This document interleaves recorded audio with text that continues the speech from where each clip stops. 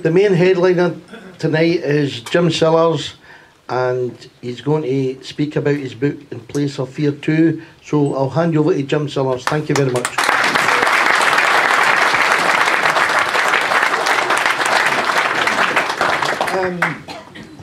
Mr. Chairman and friends and comrades, long time since folk in the Labour Party heard that word, is it no? The other side give the title to their campaign Project Fear. Now think about that. Who is it we're supposed to be feared of? We're supposed to be feared of ourselves. Supposed to believe that we ourselves, I'm frightened of him, and he's frightened of me, and she's frightened of her. Why should the Scots be frightened of each other? We are a well-educated people, we're an intelligent people, we're no different from anybody else in the whole of Europe or the world. Why should we be afraid of each other? Well, I've got a message for Alistair Darling. We're going to win. And at 1 minute past 10 p.m. on the 18th of September, the bells will ring, because the sovereignty we had between 7 a.m. and 10 p.m. is still in our hands, and we can do what this nation wants.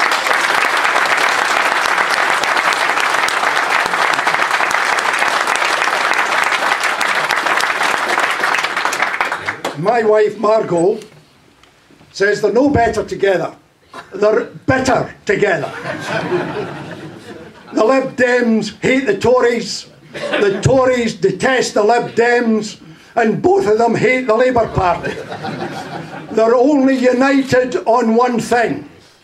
They want to keep us because, as Alex explained, we are a valuable part of the United Kingdom, and they would like to keep us. But they're not going to keep us, because the answer to Project Fear is we're no feared at all. When I came to look at Scotland about 8 or 9 months ago, we were flatlining. There didn't seem to be any movement in the nation whatsoever in respect to the potential that lies in a yes vote. Now, I live in a very middle-class area of Edinburgh. My daughter lives in a very middle-class area of Ayr. My son lives in a middle-class area of Inverness. My 2 stepdaughters in Edinburgh live in middle-class areas there. But that doesn't stop me being working class. I'm the same person who put coal in the engine of a steam engine when I was a boy. I've been skint, I've been unemployed, I've been made redundant, and I know exactly how it feels if you're a working class person and they rig the labour market against you, and you can't either get a job or earn the wage to which your labour is entitled. So I sat down and said, look, to myself, it's you can put it down to age if you like. let me tell you, it's easier talking to myself in a house.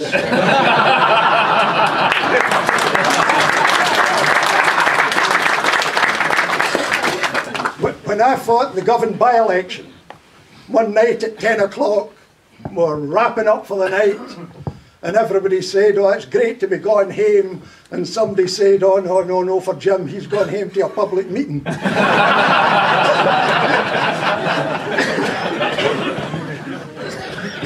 having talked to myself, I thought, what would make a working class family in one of the working class areas of Scotland come out to vote yes in the referendum? What would it be that would make it worth their while, that would enthuse them, that would inspire them, that would convince them, not about hope, but about certainty. And so I sat down to write the book, for them. That's who the book's written for.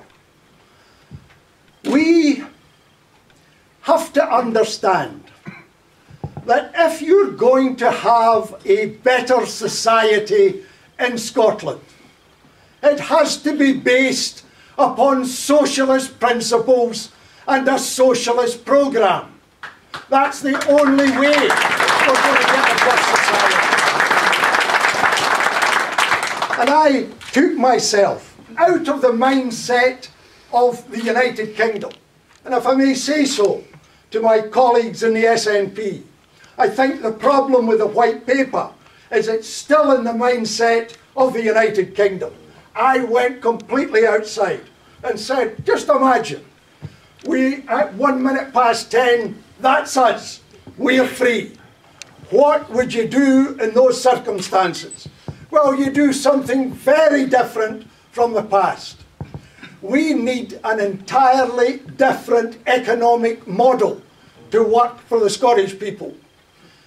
Pat alluded to the fact that in that book I mentioned the changes taking place in the world. Way back in 1992 in Penny and Govan, I addressed a very large audience as part of the election hustings, and I explained then that after almost 400 years of world power being exercised by the Atlantic axis, the United States and Western Europe, power had changed to Asia and the Pacific, where the rising powers of China and India and Vietnam, Thailand and Indonesia meant that the next 100 to 200 to 300 years meant that that was the place where power was going to be, and that we, a small country of 5 million people, had to find our way in that new world. Well, my opponent, who actually won the election, got up and said, it's all right listening to Jim about the Asia Pacific. What we need is a Labour government. To wild applause, because that apparently was the magic pill. Well, years later we have to understand there ain't no magic pill. There's either a programme that works or there's a programme like the one we've got now that doesn't work. And that is the fundamental point the Scots have got to understand. Now, the pillars of the argument in my book are about managing the resources of this country of ours. And the greatest resource we have is our people. And that guided me to education. Now, we've got 32 local education authorities, 32 directors of education, 32 bureaucracies. A lot of the money given to education never ever hits the schools. And it's important that we understand the role of education. In China, the top 50 universities are producing 600,000 engineering graduates a year. We've got to find our place in that kind of world. And it has to be done by a massive concentration of education. Not just in the areas that are doing okay.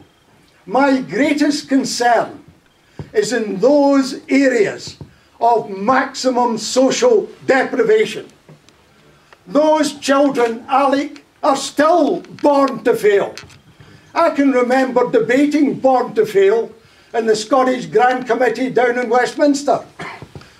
Born to Fail in 1973-74.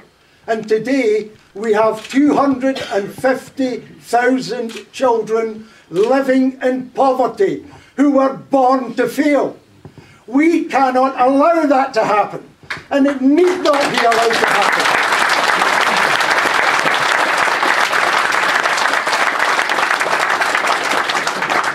So how do we tackle it? We've got to get more money into schools in the hands of head teachers. Well, we reduced 32 local authorities. down to 5 joint boards. Still local authority, but they're joint boards. And that'll give us between 400 and 500 million saving without an extra penny on the budget into the schools. Not only that, it'll come as a surprise to many people. Are you aware that the private schools in Scotland get an 80% reduction in their council tax because they can claim charitable status? Fettes, where that great man Tony Blair was educated, it has, on paper, a council tax liability of £209,000, but it only pays £41,000 because of the 80% reduction. Wester Hales in Edinburgh, in a deprived area, 40% of the children on free meals. It doesn't get the 80% reduction, it pays £261,000 a year. And that's the same all over. Now I looked at the Charities Act. And the test for a charity at school is what they call public good. Do you do public good? Well, just think about it. Fettes and Blair, Hamilton Academy, yeah, Fettes and Blair, public good. Govan High School, Hamilton Academy, Jimmy Reid and Margot MacDonald, who is doing more public good?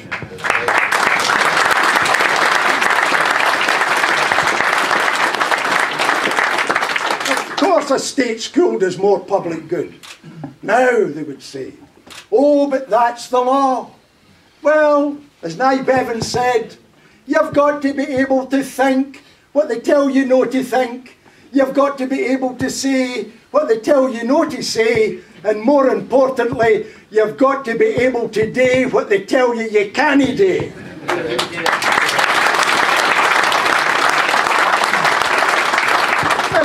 A socialist government in Scotland, quite simple. You alter the Act. The Act says because state schools are paid by the government, they can't be charitable. That's what they say. We can alter that and say that is removed. State schools are the same as Fettes. And just think of the extra money that would pour in there. And then what do we do with it? We've got areas of multiple deprivation. What I am arguing is, as well as the head teacher having more money, better teachers, more autonomy in the classrooms, that inside each secondary school is created a community development department. And its job is to deal with the problems outside the school in the deprived areas which the teachers cannot deal with inside the school.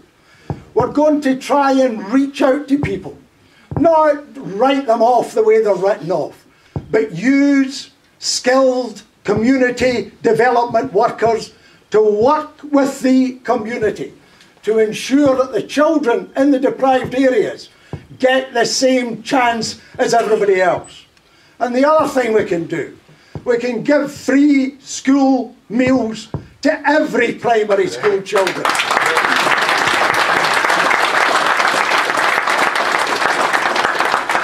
I mean, I must tell you, I'm damned if I understand why you say a child in primary 3 is hungry and needs a free school meal, and the day they become primary 4, somehow or other they're not the same. 1 to 7. And I'll tell you, all the research, some of it south of the border, shows that if a child is well nourished, it has an enormous benefit for their educational development. And the other thing is about reaching out, producing nursery places free from 1 to 5 in the deprived areas. Dr. Harry Burns, who's a very fine Chief Medical Officer, has done a great deal of work on this, and there's research all over the place, that the early years of a child's development are absolutely essential to their later prospects in life. That's why we produce nursery in my programme from 1 to 5 in the deprived areas and 3 to 5 in all the other areas in Scotland. So there's a massive concentration from a socialist programme on education. We don't want any more Scottish children born to fail. Somebody...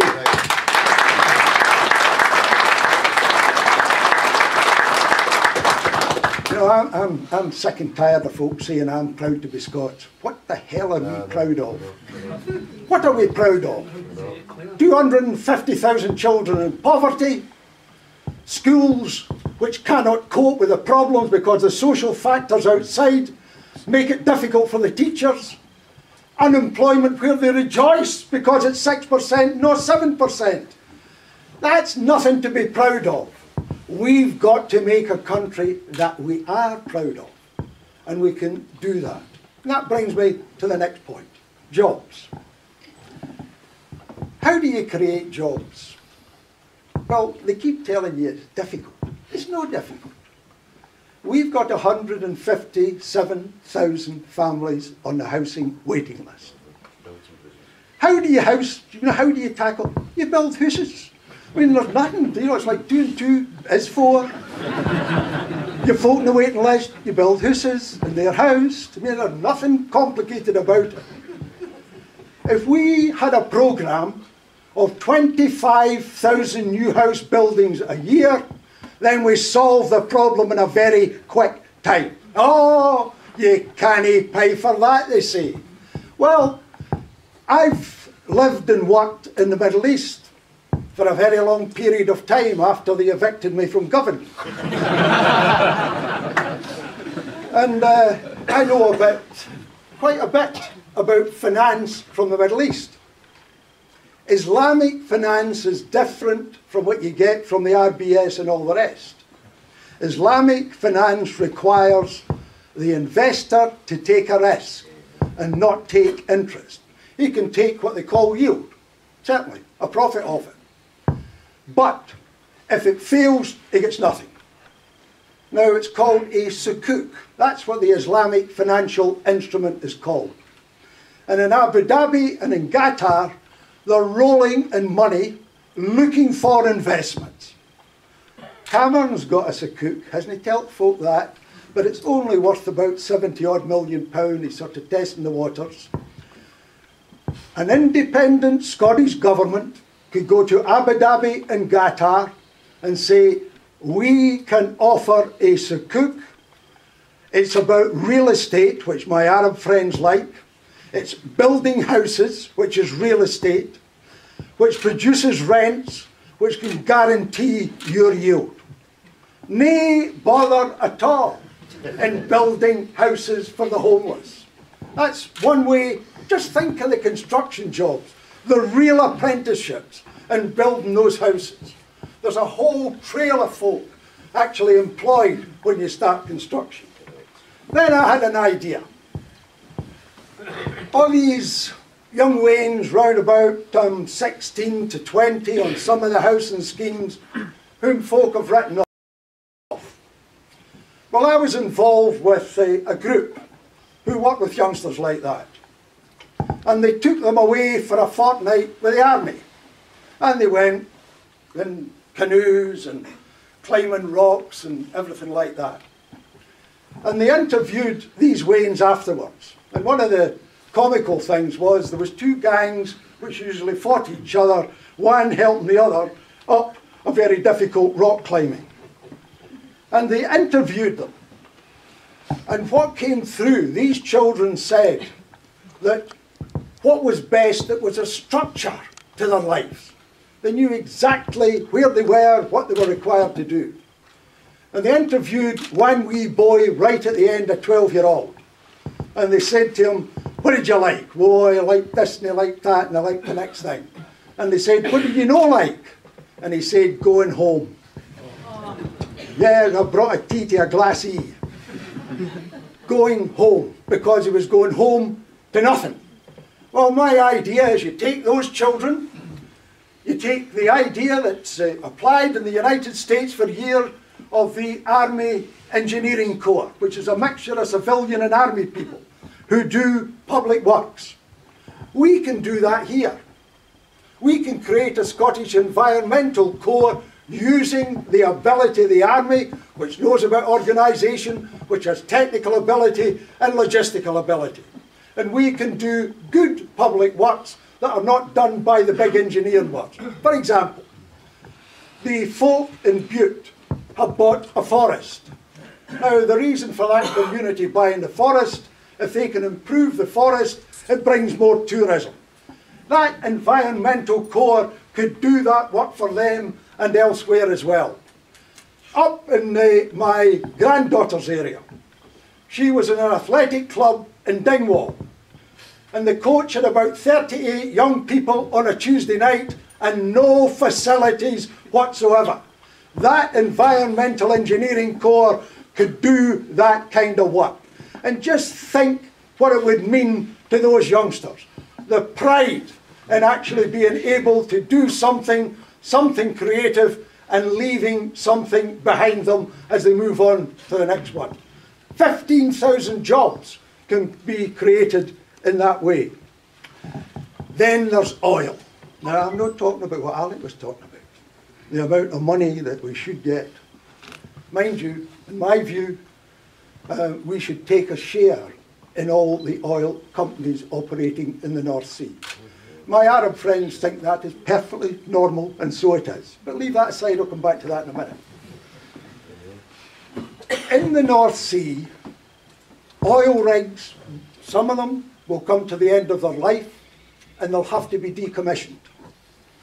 The value of that decommissioning over the next 10 years is £10.3 billion. Between now and 2040, it's £27 billion. Now that's work. Decommissioning doesn't happen by magic. It happens by the application of human effort and human skill. And if we have a socialist government dealing with the oil companies, the message is quite clear. We'll take the decommissioning in Fife and Dundee over the Clyde and the central belt of Scotland, and we will create jobs, well-paying jobs. You've never heard of decommissioning before, have you? It's been kept hidden from the Scottish people in the same way the oil wealth was denied to us those many years ago. And the oil itself. Now, I understand some of my comrades on the left, further to the left than me, want to nationalise the oil industry in a one-up. I would love to do so. But we have to understand we don't have the human capacity to run the whole North Sea as a nationalised industry. We don't have the people who know how to do it. And the reason we don't have the people, they made sure that we didn't have the people. There used to be a British National Oil Corporation which could have produced the people, and Thatcher demolished it, knowing full well what she was doing. So let us have a Scottish National Oil Corporation. And it can buy an oil company. Believe it or not, this happens every day in the world. Somebody buys an oil company. Why can't we buy an oil company and find ourselves in the business, starting to learn the business from the inside? That's the kind of policy you get from a socialist programme that's sensible socialism, that's not ideologically daft, but is actually practical. And one of the ideas I have to help our universities is that we give them a third of the shares in the National Oil Corporation so that the profits from it are fed in to our universities and help overcome any research problems that they might have. Finally, on jobs. I'm a socialist, but I understand the economy. We've got 340,000 small and medium-sized companies operating in Scotland. If half of them created 2 jobs, well-paying jobs, then we're on our way to full employment. unlike big capital, the small and medium-sized enterprises don't threaten the community, they're part of the community. So my book has argued that we set up a special ministry to assist them and a special bank for them, because all the other banks are actually and often quite unbelievably closing down small companies. And that's how a socialist programme would actually create jobs. And I'm like Alec, I don't go along with this guff that you can't get full employment. If you can't get full employment, then you have to put up with unemployment. There isn't any nice in-between way. But a government which is concentrating, which has a policy of full employment, can transform the position of the working people of this country for good. Then there's something else I want to talk to you about. Land.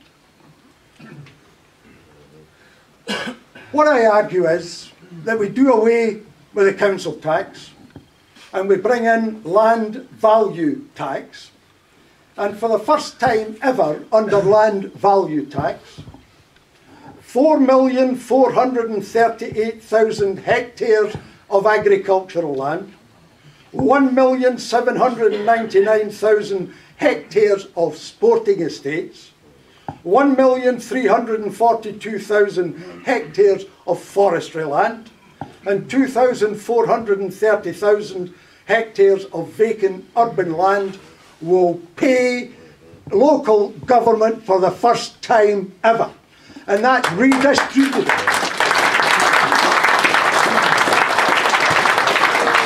That's actually redistribution, because somebody sitting in a council house or a housing association house with a two-bedroom one will pay much less than they do at the present time. And no more will our land be used by foreign people for tax evasion. We've got to bring that scandal to an end, and that will be done by a socialist government.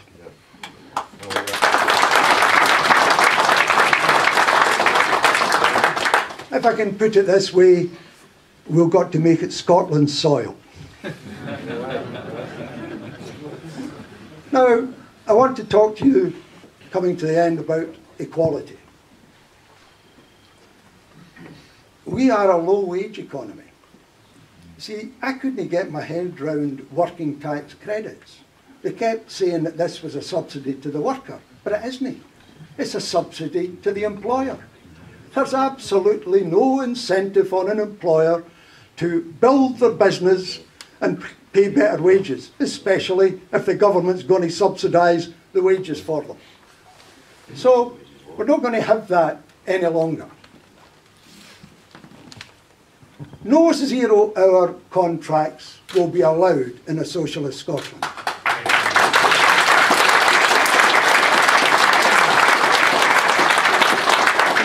No contract under 16 hours will be allowed in a socialist Scotland.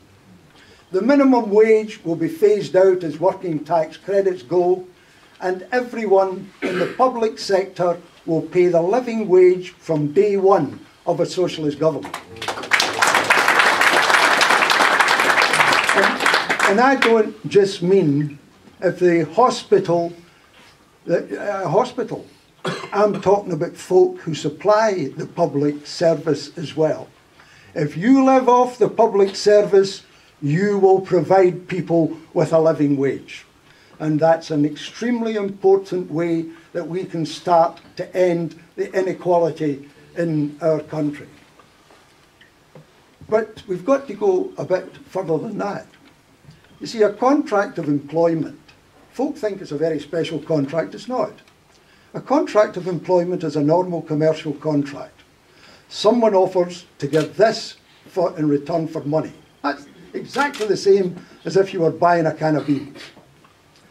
But under present circumstances, that contract of employment has to be signed by a worker whether they like it or not. And that contract of employment can be torn up as it was at Grangemouth without the workers being able to do anything about it. Well, That is what we bring to an end.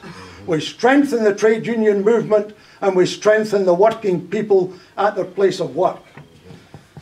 And if we really want a more fair society, we tell folk at the end of 5 years in the public sector, the one at the top gets no more than 13 times the one at the bottom. Absolutely.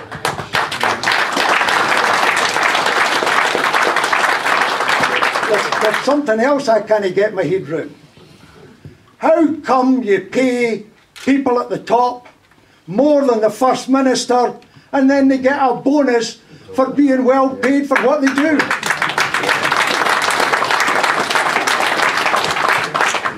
So we can alter inequality by making it a workers' government. Then there's the NHS. Alex sitting here, got limitations on him. One of the big limitations on him is the PFI money that we've got to pay. Now, I was hoping that John Swinney, whom I regard as your 1950s very safe bank manager, take no risks. I thought maybe John would bring them in. Do you know that the Tory government down there, Osborne, brought the big companies in and told them we have to renegotiate their contracts, we're not going to pay as much. But John hasn't done it. But a socialist government with a socialist finance minister can bring them in. And I'm told that the one of the huge ones, it says that only they can open renegotiations. They really saw us coming. Well, I would bring them in and I would say, gentlemen, I am now requesting you to ask me to ask you if you will renegotiate. And they're likely to say, get stuffed. We have a contract. So I would say to them, so you have. But you need me to pay you. And I will now pay you 1 year in arrears. And the money of that, I'll spend it in the health service. And they'll say, I'll take you to court. And I'll say, absolutely delighted. Because when we go into court, in a court case, all the documentation is laid before the court and is laid before the people. And do you think the people will put up for a minute you, once they discover what's inside that contract, robbing them day and daily? The PFI is like payday loan in the National Health Service. So we can stop that.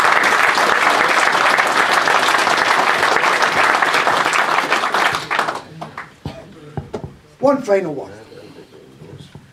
When I was talking to folk, they said, oh, that aircraft carrier idea.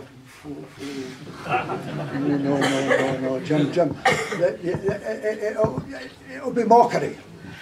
Well, it could be, might be, but I stuck to it. Because there are 2 aircraft carriers, Queen Elizabeth class.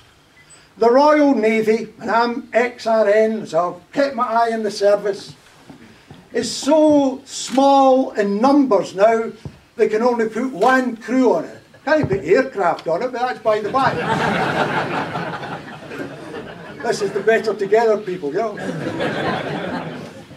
They don't know what to do with the 2nd aircraft carrier. It's an embarrassment. And it's not an asset, it's a liability. We'll take it. But we'll not make it, not run it as a warship. We'll run it as a hospital ship combined with international rescue. And we'll call it the Robert Burns. And it'll fly the Sultan. And I took as the model a ship called the African Mercy. Only 16,500 tons. Does over 3,300 surgical operations a year. Deals with cleft palates, cataracts in children's eyes. Wonderful job it does. 16,500 tons. Imagine what a 70,000 ton hospital ship could do for the poor folk in Africa and Asia. And I've done the homework. It costs 40 million for the Royal Navy to run the first one, and it would be about 35 million for us to run the other one, full of doctors, nurses and medical supplies and water, and able to respond to the likes of what happened in the Philippines. How much better is it that we send an aircraft carrier called the Robert Burns to sea to heal people and not to kill people?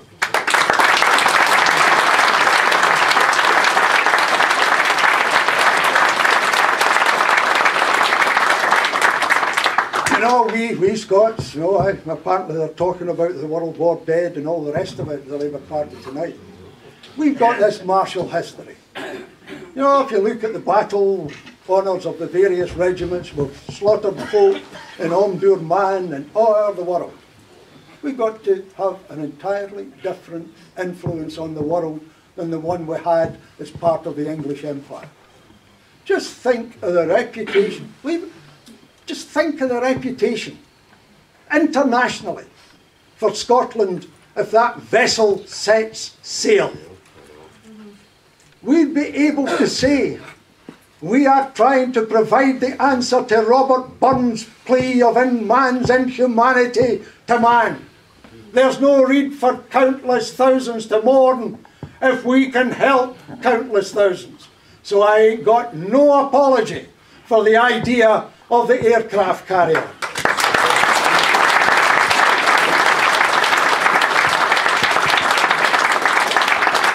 I'm going to finish by telling you why the yes side is going to win on the 18th September.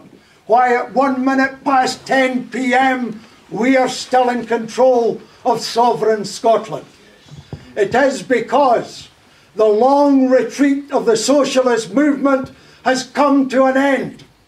We are back on the advance. Correct. Not just me, not just my book, the Jimmy Reid Foundation, the Red Collective at Caledonian University, Colin Fox's SSP. The socialist movement has stopped retreating. We are telling the neoliberals, we are no buying any more. Your idea that the irrational market is like a god that we should worship. We have a better system. We've got a moral system. We've got a system which aims to liberate the working people. And I'll tell you why we're going to win. Because we're going out to the working class of Scotland and we're going to tell them at 1 minute past 10 on the 18th of September, our time has come.